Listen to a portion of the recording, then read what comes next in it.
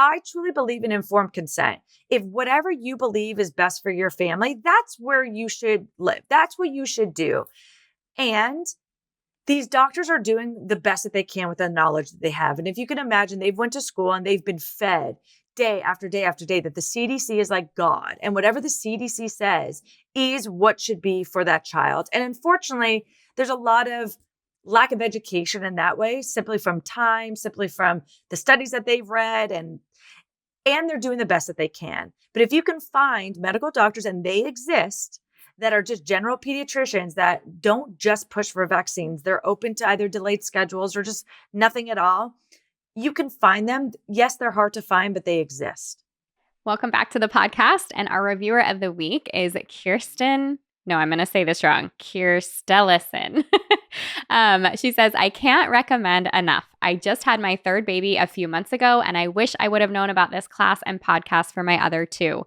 I never felt more prepared going into birth, and even though things didn't go exactly how I wanted, I was well informed and able to make decisions for myself and able to have a natural birth in a hospital. Huge congratulations. I'm so happy for you that you got what you wanted. She said, this podcast has been so great, but the class goes into so much more detail, and I highly recommend taking it if you haven't already. I can't thank you guys enough. Well, thank you for that review. And if you haven't gotten into the birth course yet, you can access that at myessentialbirth.com. So go check it out, get started, and join us in there today. Today, you guys, I have Elana Rommel. She is a doctor. She is a pediatric naturopathic doctor and mother of three with a mission to teach moms how to safely be a, quote, doctor mom. And I have taken a look at her podcast and her stuff online. You guys are going to absolutely love her. And I'll give you all that information in the show notes. We'll talk about it at the end in just a moment. But she loves to teach moms how to transform their fear, panic, and overwhelm when their child gets sick into feeling calm, confident, and well-equipped with the right tools to prevent illness and treat it wisely. For more information and to join over 1,500 Dr. Mom members, you can visit medschoolformoms.com. And again, I'll have all the links for you below. She's also the co-host of the popular podcast, the Dr. Mom Podcast. With almost 2 million downloads, she loves to help support and inspire moms around the world. And her intention is to empower moms with knowledge so they are well-informed to make the best decisions for the health of themselves and their children.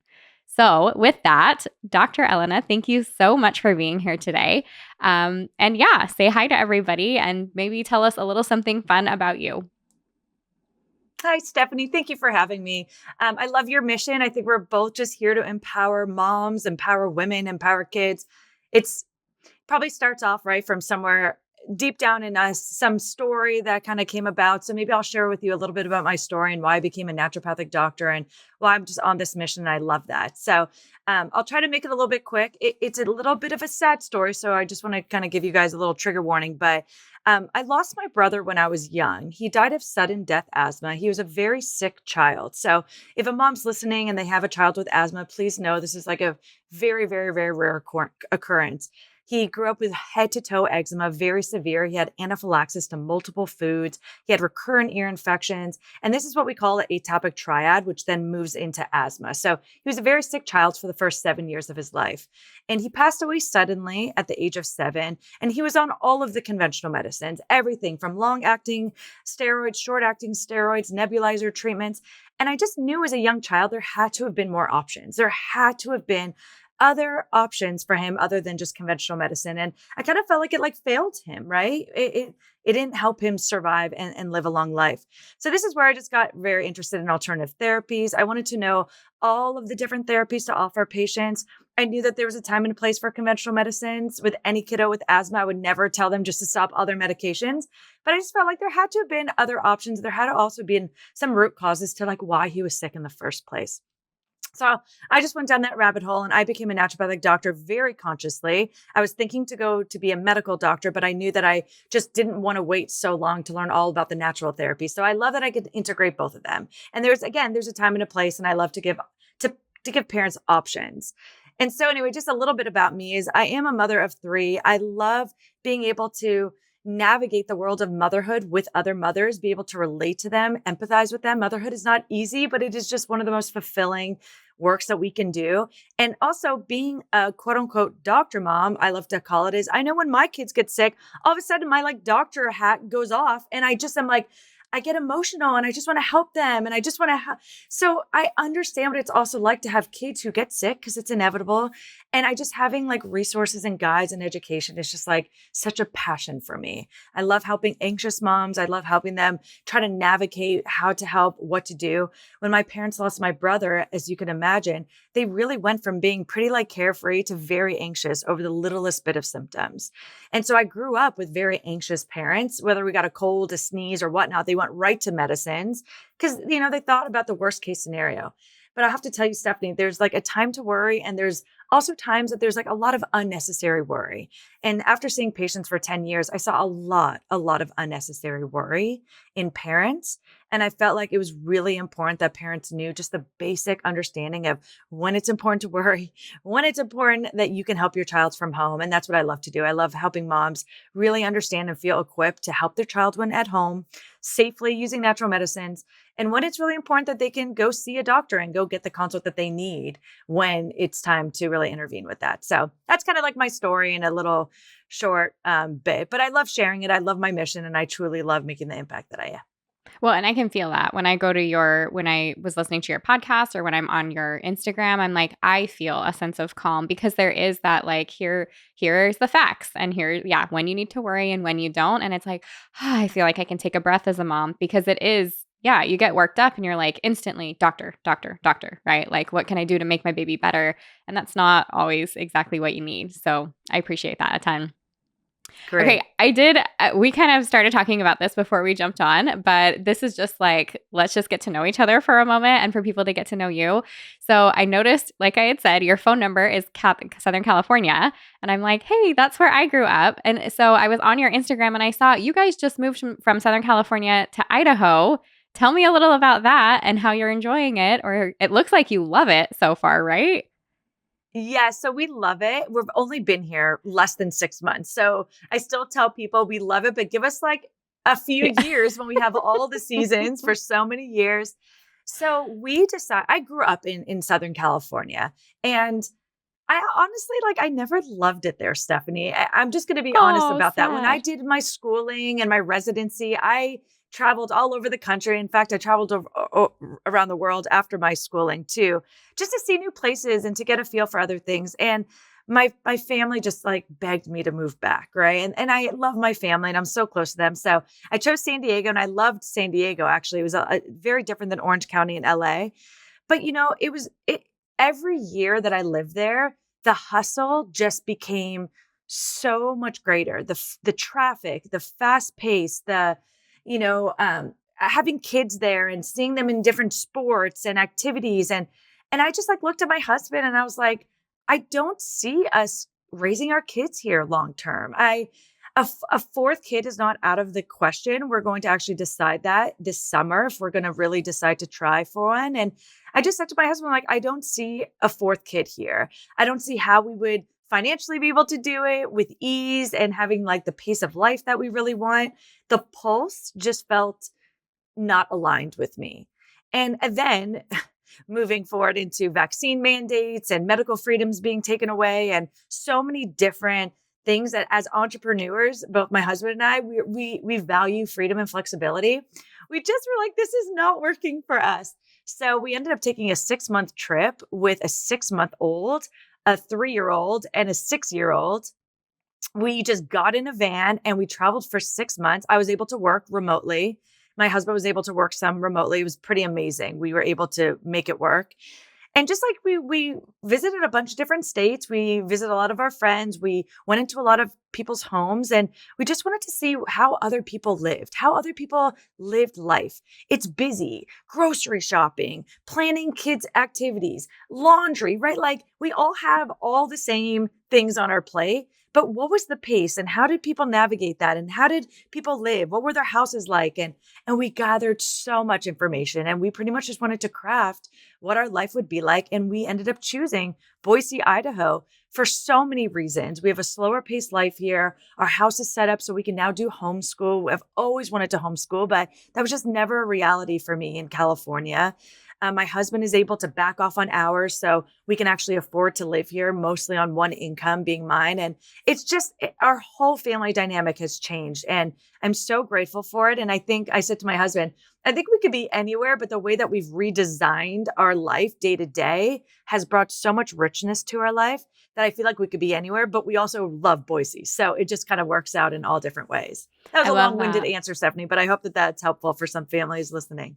I do too. And I'm right there with you. Growing up in Southern California, if you're anybody that lives in like a big city, kind of bustling area, you don't know until you're away from it that you're kind of like at high stress at all times. And then when you can relax, you're like, wow, I didn't know it could feel this way. How wonderful. So we've done our fair share of moving around and having that difference as well. And we're kind of doing the same thing right now in a different location, trying to find some land, spreading ourselves out, wanting to be home with the kids more. We homeschool as well. So that's awesome. And yeah, I saw that you were homeschooling. How old are your kids? So now my youngest is 18 months, and then I've got a 4-year-old and a 7-year-old. That's awesome. Yeah. Well, yes. Yeah. And I love that you say that, Stephanie, because I kind of explain it where like my nervous system loves being here. Yeah. Like it's just a different pace. And I also want to kind of preface for anyone listening who may like yearn for this and who's like, oh, I've always wanted to homeschool, or I've always wanted to move away. I just can't do it because there's so many different reasons. I really get it. I feel like I was in that for many years of feeling like it's not possible. There's no way we could just pick up and move, and all of these like reasons in my head of why I couldn't. And all I have to say is we moved mountains to make this move. Like it was not an overnight thing. It was not on the whim, like, let's do this. We had to rearrange so much to be able to do this. So if you really want to, you can. It just takes a lot of creativity, a lot of courage, and a lot of, I think, risk in the sense of knowing, like going with your heart and knowing it. But it's not an overnight move, but you could sit down and really, really evaluate every part of your life, from the finances to your work, to your day-to-day, to your choices that you're making. It's just, it's so multifactorial. So if there is, I just hope that this inspires and gives you the whim to know that it's possible. Yeah, thank you. I know we're supposed to be living life, not surviving it, right? And that's we kind of had an epiphany that we were like, wait, we don't have to stay here. We can literally, and this was us in Utah for 10 years. Like we're our minds are the only thing keeping us here. We can actually literally move wherever we want. We have that ability. And I don't know why there was so much power in that, but there was, and it was beautiful, and we're extremely happy where we're at. So I don't know. Mind is I powerful, have the right? chills. Yeah, so good. Absolutely. Okay, with today though, and because I only have you for a slotted amount of time, and I know my listeners are so excited for this conversation, I wanted to talk to you a little bit about pediatricians. I wanted to chat about how to choose a pediatrician, how the moms listening can figure out what is going to be a good match for them, what kind of questions to ask, red flags. I want to dive into all the nitty gritties behind that, because while I love to talk about pregnancy and birth, and that's great, as soon as you have that baby, there's a whole other world that happens. And I do definitely stress the point of choosing that pediatrician first, definitely from some of my own personal experience. But I am like, if you can make that connection now and know who is going to be handling and touching and working with you and your baby for that postpartum, you're going to feel so much more at ease. It'll be one less thing to have to worry about when you're in that postpartum phase. So with that, I would love to hear your thoughts on how moms can choose a pediatric doctor for themselves. Great, Stephanie. This is such a great question, and why I decided to come on your podcast, because I get asked a lot and I have to be very selective, but I love your audience. Your audience are pregnant.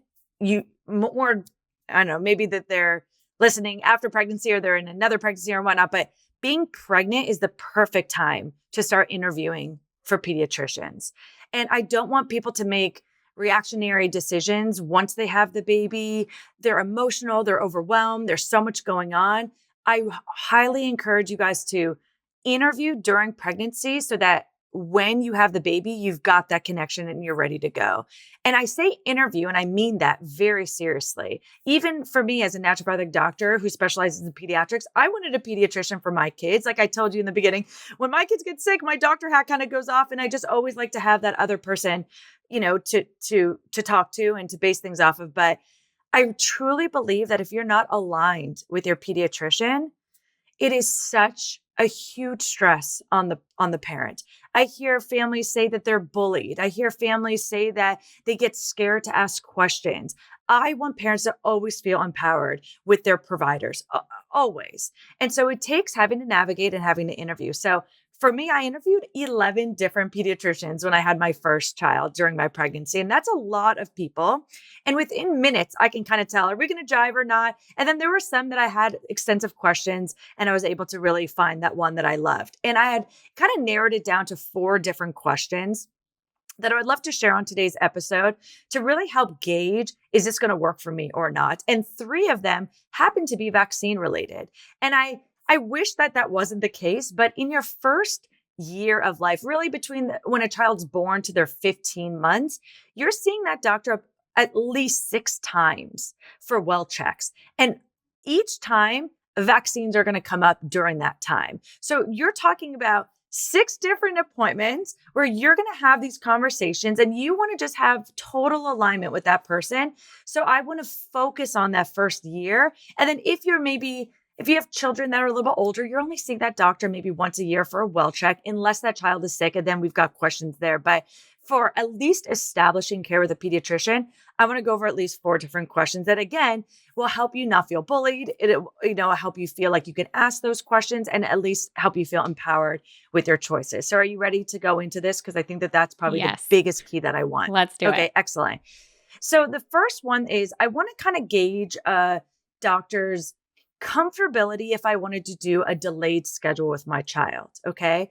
And the way I want you to approach asking these questions is really coming from a very confident place. I want you to have confidence, but also how you communicate will land so that the doctor feels like you're being proactive, but you're also not opposed to vaccines or opposed to their medical tools. Because remember, this is what their tools are. This is what they feel like that they can offer. So the way that I would recommend going about it is saying, so, hey, doctor, I don't want to give my child vaccines when they're sick. Okay. I know that that can create adverse reactions. So when they're sick, I will probably end up having to cancel that appointment and postpone it.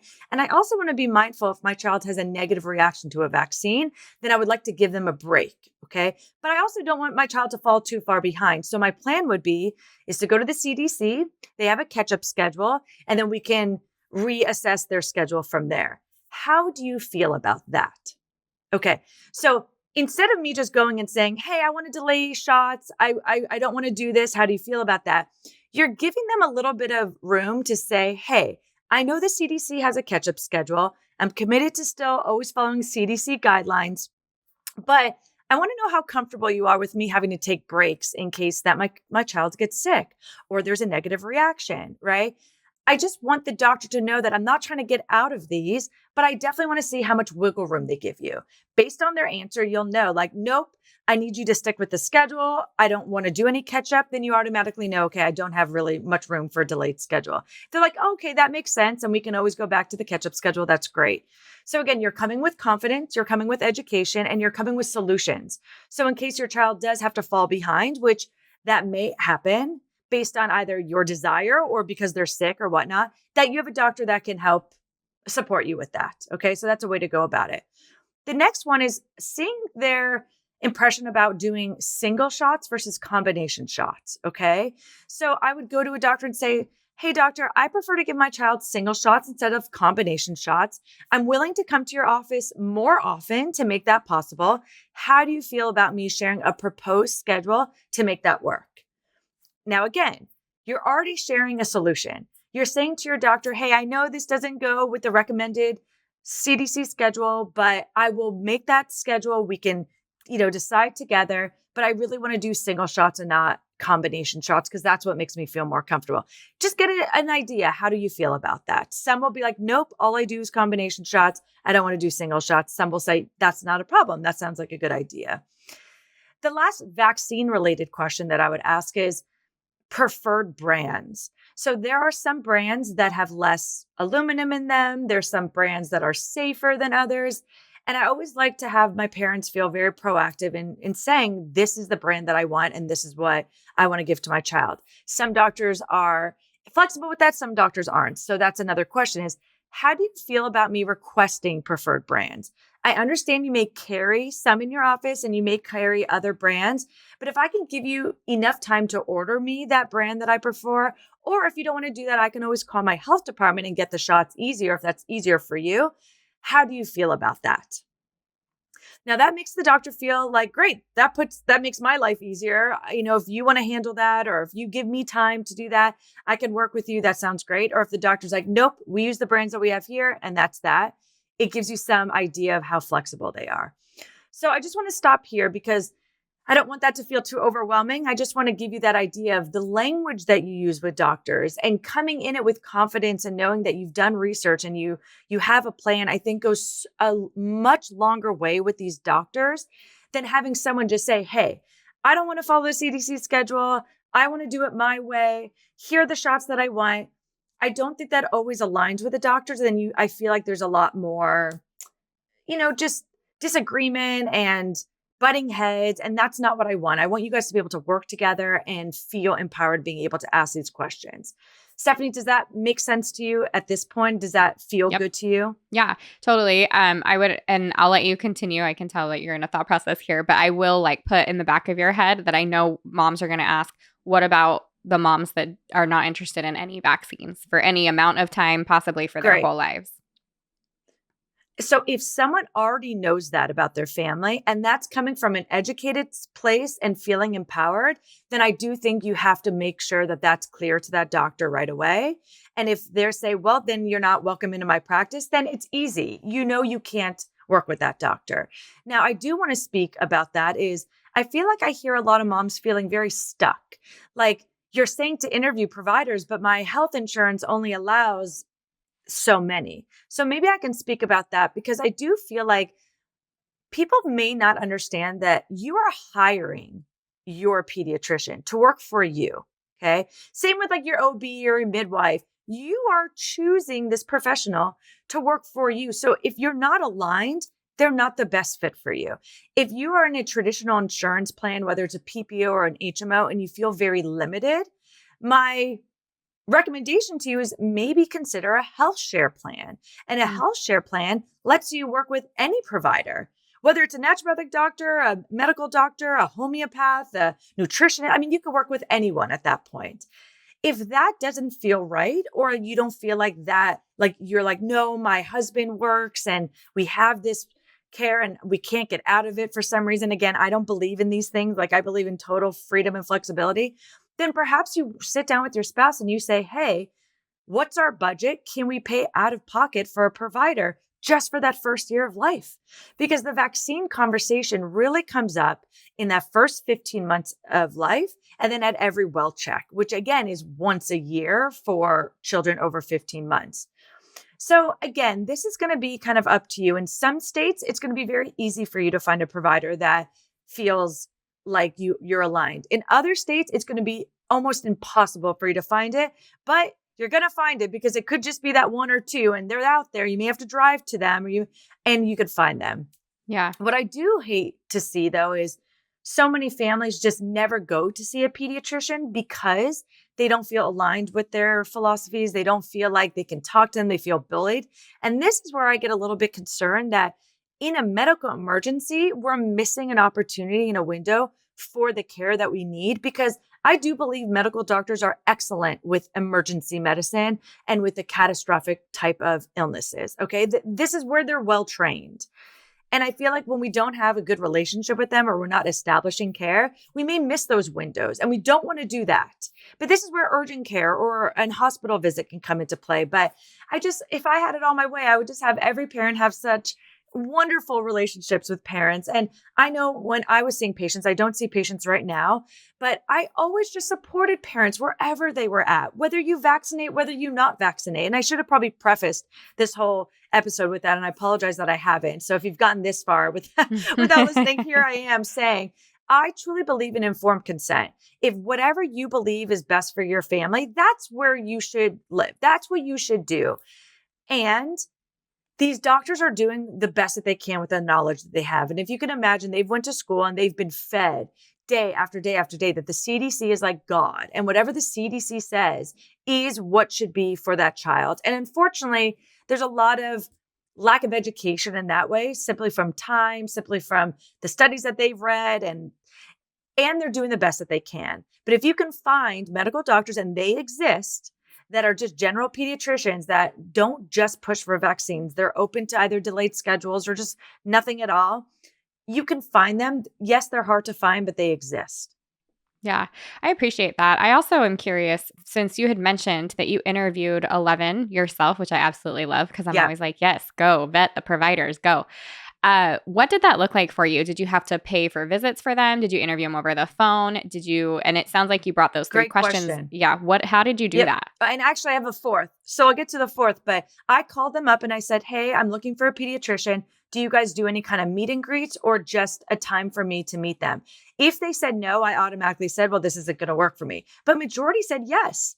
And it was completely free. It was like a 15-minute. It was not very long, although the pediatrician I chose ended up spending like 45 minutes with me chatting. Now, it's probably because I'm in the healthcare at that time I was seeing patients. So we were just chatting and she was like, great, you're a great referral for me. Like I knew she loved naturopathic medicine. Like it was such a perfect alignment for me, right? Now, with that said, a mother who may be interviewing isn't a naturopathic doctor, but they should always be able to meet with that provider for free, just to feel them out, to get to know their office, to see what their procedures are, and just to remember, like you said, I love that. This is the doctor who's touching your child, who's giving you recommendations, who's loving on your child, who hopefully will grow old with your child. You're establishing a relationship. And if you don't feel like you love that person, please keep on moving forward. But for me, because vaccines were such an important part of my child's healthcare, I absolutely felt like I needed to lead with those questions because I can gauge a doctor's openness and a doctor's willingness to work with me simply based on vaccines before I even went to my final question, which is on natural medicines. And for me, obviously being a naturopathic doctor, I use natural medicine as my first line therapy. And I use drug therapy when there's a necessity, but I always use natural medicines first line or even sometimes in conjunction with natural therapies, and I integrate them. And I wanted to gauge a pediatrician's openness. How do you feel if I were to use natural medicines as my first line therapy? How do you feel if I come in here and I want you to look in my child's ear and you say they have an ear infection? How many days do you feel comfortable with me using natural therapies for? If I called you and I said my child has a fever, are you going to jump right to Tylenol or ibuprofen? Or are you going to feel okay if I use my natural medicines first? How do you feel about that? And then just see what they say. Again, you will know how open they are, how flexible they are, how welcoming they are of those type of therapies. And again, I think that that's very important. If you want to take an integrative approach with your child, you want to have your doctor that you hire that's working for you have that same mindset and alignment and support you and not make you feel disempowered just because you wanted to wait that out. Yeah, I love that. I feel like everything you're talking about is very similar to what I ask moms to do, to the questions I tell them to take with them for their OBs or for their midwifery care. Great. It's really just to figure out, is this relationship going to work? Are we going to mesh well? Are you going to support me? And yes, you are hiring this person. And right now, like, I feel like it's almost easier sometimes when it is our children to kind of like mama bear and stand up for this little baby. Oh, yeah. But we can still get pushed around a bit. And so I think it is really important to have those conversations beforehand, before you've got your baby in their office and that baby is in need of something. Do I trust this person with the care of my child? So that's all these questions Absolutely. are just beautiful. Stephanie, if I may add. Yeah, go ahead. Oh, sorry. Just what I find though with a lot of busy practices is there's a lot of doctors. And sometimes you may have an appointment and it may not be that doctor that you interviewed that showed up to your appointment. So I think another very important question is, will I be seeing you each visit?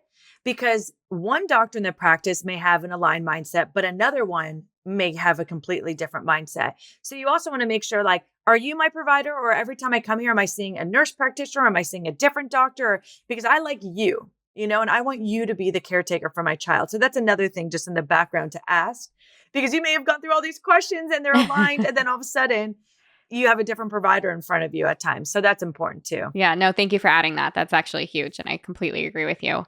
On that note, because of that fourth question and with you being a naturopathic doctor, for those that are listening, maybe I should have asked that in the very beginning. Will you explain what a naturopathic doctor does and like how you practice? Yes, Stephanie, I'm happy to answer that, especially because I think there's confusion around there. And then also sometimes people don't know about us. So a naturopathic doctor is licensed physician, just like a pediatrician or a family doctor would be. We can order labs just like they can do. We could prescribe drugs just like they do. But our focus is really natural medicine and getting to the root cause of illness. So functional medicine has been now a term that people have been more and more aware of. We are functional medicine providers. Naturopathic medicine and functional medicine is pretty much the same thing, but we have just extensive training. Our medical school training starts off at the functional medicine training. Whereas like medical doctors who now have a functional medicine focus, it's like they have still their conventional mindset, but now they're adding more of a functional medicine onto it. Okay. Now, every state is different. So our licensure differs. So where you are in Florida, as an example, I would not be a licensed provider there. But here in like Idaho and California, where we are, I'm a licensed provider where I can order all that and prescribe drugs and do all of that stuff. So again, depending on the state that you're in, it's going to change, unfortunately, but we're still fight for our scope of practice to be nationwide. The other thing, as far as a pediatrician goes, that focuses in naturopathic medicine is some of us will offer well checks. Some of us won't do well checks, and we just really focus on chronic disease or illnesses. So a pediatric naturopathic doctor may or may not administer vaccines. And some of them, like I've never administered a vaccine. It actually was much too hard to go against some of my philosophies. But I know some naturopathic doctors who they're very pro vaccines and they will administer. I just never wanted to administer them, but I'm very, very into educating about them. People would come to me for the education, for the informed consent, for that hour and a half to sit there and share with them each vaccine and all the pros and cons and the risks and the benefits and all of that, which I just feel like every parent deserves to have to make an informed choice. I just care about them feeling empowered, whether you vaccinate, whether you don't vaccinate. If you feel empowered about that choice, I'm behind you. If you don't feel empowered, then I can't stand behind you, right? So anyway, so that's naturopathic medicine. And I love making that integrative approach. And again, it stems from having a brother who passed away is I love options. I want every parent to have all of their options out in front of them. They have all of the information and then they get to choose what is best for their individual child. And I will always support that. And I think it's too bad that there's not more medical doctors that are so open-minded, but I think the system is to blame. They don't have the time. They don't have the time to physically sit down and give all the options, nor do they have that education to sit down and give all those options. They're very good in their medical scope, which is drugs and vaccines. They're very good about that. But if you want something else, we need to kind of look outside of the box and get more options. Yeah.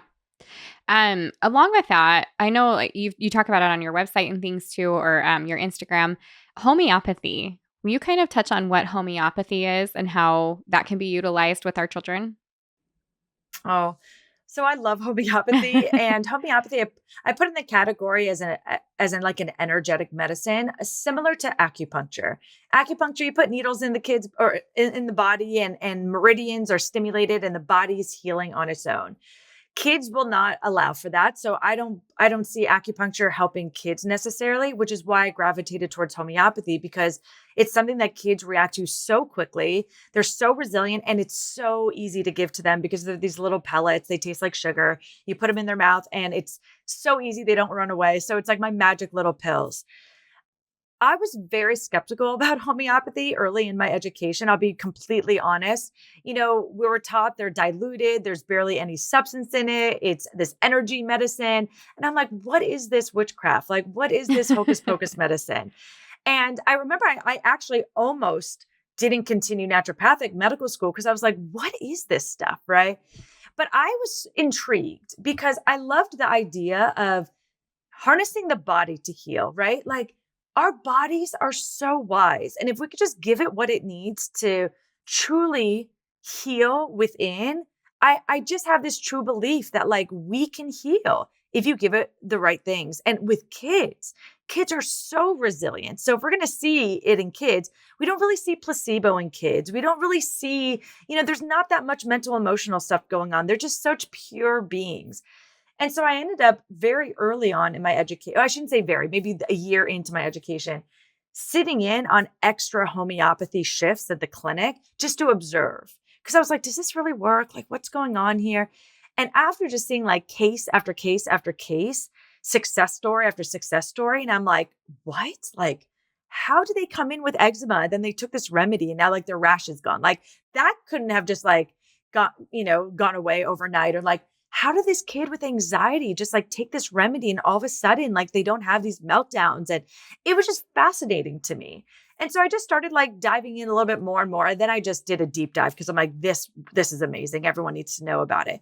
But why I love homeopathy to teach my doctor moms is it's something so safe and gentle that you can't really like mess it up. If you get the wrong remedy, nothing negative is going to happen to your child. If you get the right remedy and you see them really react, and it's like so beautiful and amazing. And so it's just like a great first remedy to have moms kind of start with for them to kind of like, practice and be able to put on their doctor mom hat and feel like, confident in the fact that they can really help their child when they're sick.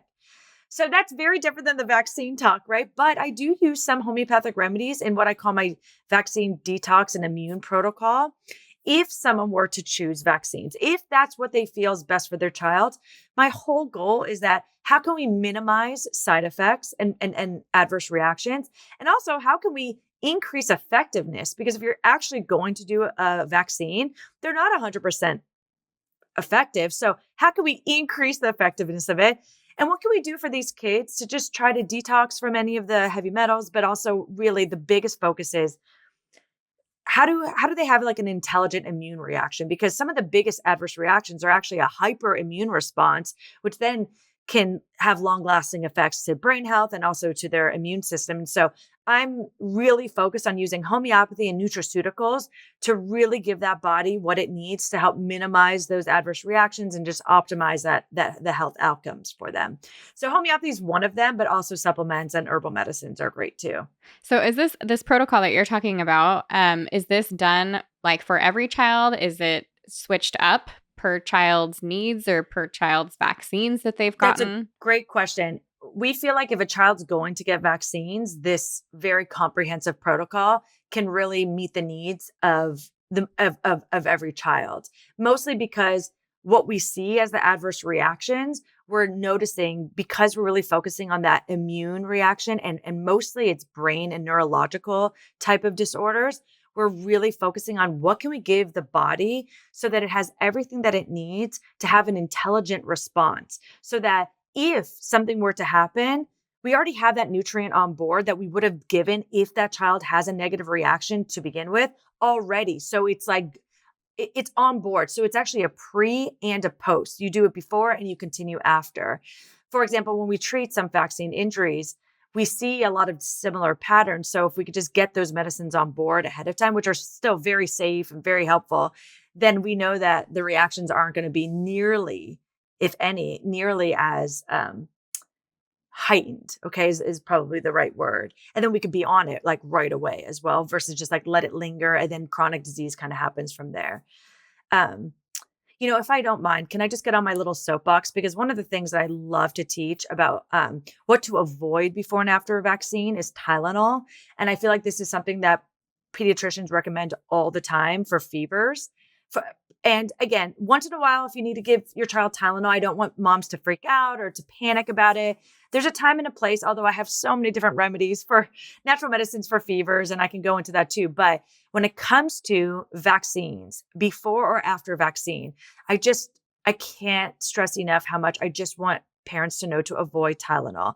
And there's 3 reasons for that. One is Tylenol decreases glutathione in the body. Glutathione is a natural antioxidant that the liver produces, and this is what helps to detoxify.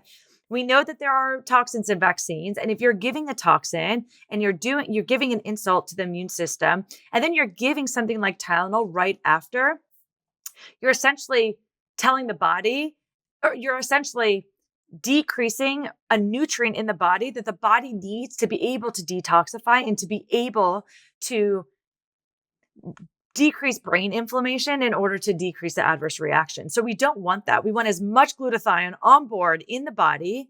And it's even something that's part of our protocol. We actually give more glutathione so that the body has what it needs to process this as well as possible. So we definitely don't want to give something that decreases your own innate glutathione. We want to have as much storage as possible.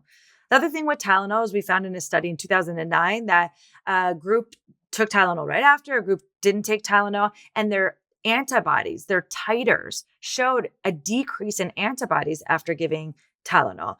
Antibodies is what we test for to see how strong, how resilient the body is to building an immune response. We want antibodies to be very high to that vaccine if you're going to choose vaccines, right? That's the goal, is we want protection.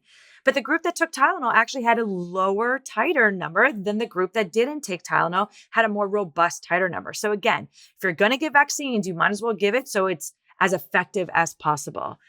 And so I just feel like Tylenol may increase adverse reactions. And I feel like it's overprescribed. If you're going to have a fever after a vaccine, that's actually something to expect. You're giving a child a vaccine. Your body is stimulating an immune response. A fever is a very expected result from that. Let the child have a fever. If you really want to give them comfort, my recommendation is just to use all the natural medicines that we have to just provide comfort, not to suppress the fever, but to at least provide some comfort so the child can get through that. Now, what about ibuprofen? So if your child needs some fever reducing agent, if all the natural medicines aren't working for some reason, then I would go to ibuprofen in that situation. We don't see it decrease glutathione. Now, there's other ill effects on the kidneys, but it's still not nearly what I feel like Tylenol does for the body, specifically with vaccines. Okay. Thank you for sharing that. So, Dr. Elana, would you be willing to share with us, if you could share a portion of how you would recommend that moms detox their children off of vaccines, or what they could use as that detox protocol? What would you recommend for moms to do? Great. I'm happy to share maybe my top product, but I actually want to pause for a second to say a lot of people think that the protocol is just to detox. And I don't want to put you on the Stephanie, everyone that's says okay. this, but what's actually really more important to us is it's not just about focusing on detox, but it's mostly focusing on the immune system. So we call it a detox and immune protocol. And again, I know so many people are like, oh, it's the vaccines are so harmful because all the toxins and the ingredients. Yes, it's true that there's ingredients in there that I don't love, and there is a detox component to it, but it's actually what we see in clinical practice. It's the immune system that needs the most nourishment in order to have an intelligent response to these vaccines. So our protocol differs very much from, I think, a lot of others, is because it's truly focused on the immune system. Now, one of them, but we just talked about with Tylenol, is how we want glutathione in the system, right? Our bodies produce glutathione. We want glutathione. Now, one of my absolute favorite parts of our immune detox and immune protocol is glutathione. If I had to choose just one, because glutathione not only helps with detox, but it also helps support the immune system. And it really, really helps bring that inflammation down in the brain. We're looking at what the immune system is going to do to neurological health, because that's usually what the trigger is. So if I had to choose one like ultimate remedy that I feel like has such a big variety of functions, it would be probably glutathione. If you just had to choose one, glutathione can be safe to start as young as 2 months of age in a very, very low amount. And then it can also go up as the child increases in age. We have our full immune detox and immune protocol, whether it's inside my membership or whether it's part of my full vaccine empowerment program. I love to share this. It's an important part where people can just see how we'd like to go about it, but dosing is very important and how to combine them. So this is just something that's part of my programs. Yeah, I actually would love to hear a little bit about your programs if you have a minute. This whole like Dr. Mom thing and how you empower moms and all of that. I know even on Instagram and on your podcast, it's like you talk about how to handle illness at home, how to be in charge of your child's health. So can you talk to us a little bit about what that looks like? Sure, Stephanie. So I have 2 different programs. I've got the Dr. Mom membership, and then I have a very extensive vaccine empowerment program. So I'll start with the membership. And the way that came about is I just got flooded with DMs with panicked moms asking about different things. What do I do for my kid for RSV? My kid has a fever. My kid has a cough. Shoot, my kid now has eczema. And I love to share, and I want to share. So what I did was I put all of my protocols inside a library that you could just log in the middle of the night, anytime, and access any of my protocols day and night. And what I love about that is that it gives parents the solutions that they need to know that there are options. So maybe they go to the doctor and they get diagnosed with RSV and the doctor says this, but they're like, what is another holistic approach? Instead of spending hundreds of dollars seeing a naturopathic doctor, you just log in, you click away and you see all the different remedies there. And then you can make a decision. What is best for my child? What would I want to do? I also bring guest experts into that so that if you really, really want to learn about each condition, you can watch an interview and you can really do a deep dive into it so you can really master the condition and feel confident about it. Inside the membership, I also have vaccine education. I do share my protocols in there. So my detox and immune protocol in there. I want everyone to have access. And this membership is as little as $27 a month. So you can cancel at any time. I share so much in there. It's really just a monthly membership for when you need it, it's there. If you need to cancel, you cancel. It's so important for me to share my knowledge. It's like hugely important. It's like it's like a value for me. I don't know how else to describe it. Everyone keeps on saying I need to increase my prices. I'm like, nope, because I really want everyone to have accessibility to this. Then if a mom is like really struggling with the vaccines and maybe they go inside my membership and they take all the stuff that's in there, but they're like, you know what? I really want to hone in more on like all the different ingredients. Like I want to know every single bit of ingredients. I want to know all the updated research. I want to schedule. I want to know all the different schedules. I have just like hours of information. I partnered with a amazing colleague, Dr. Erica Calhoun, has a research background. Her expertise is neurodevelopment. So she's very, very focused on that immune system and brain health. And she's the one who helped teach me about all of the immune susceptibility. She's just incredible. So we've helped each other and we collaborate. That's when someone can enroll in the Vaccine Empowerment Program. And in fact, we did a free video together, so I could give that link to you. If you go to vaccineempowerment.com, Dr. Eric Calhoun and I have 7 tips, like 7 things that we want every parent to know when it comes to vaccine decision-making, whether you decide to give vaccines to your child or not give vaccines to your child. It's just education so you feel empowered and informed with your decision. So maybe we could put that in the show notes. Again, I love giving free information. I would do this if I didn't even get paid for it. This is how much I love sharing. I want moms to feel like they can do this. And I feel like because I went to medical school, I feel calm when my kids are sick. I feel empowered making choices, but I don't feel like parents always have that because they did go to medical school, which is why I built Med School for Moms.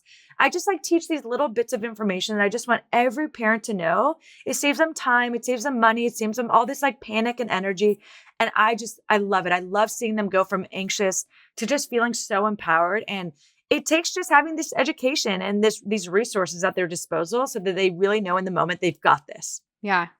No, I absolutely love that. And I appreciate you and for your time today. I think this is going to be an excellent episode.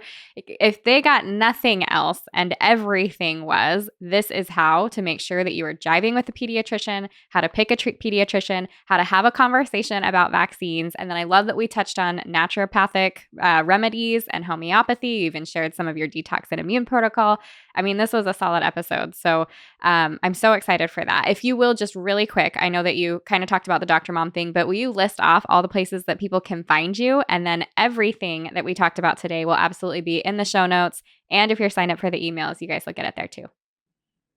Thanks so much, Stephanie. So yes, you can find me on Instagram at Dr. Elana Romel. I share all of my fun things there for free. That vaccineempowerment.com will take you to a video that's also free that shares 7 tips that Dr. Ari and I love to share about vaccines. And if you're interested in joining the Dr. Mom membership, you just go right to drmommembership.com. You can check out all the different conditions that I list, and it comes with live Q&A calls with me, so you get to submit questions. I love answering you guys. A private Facebook group, so you have a naturopathic doctor pretty much like there, ready to go, answering questions 5 days a week. It's just such a fun community of us that we love to share. So a lot of like-minded moms hanging out over there. That's awesome. Thank you so much for having me on, Stephanie. Thank you for being here.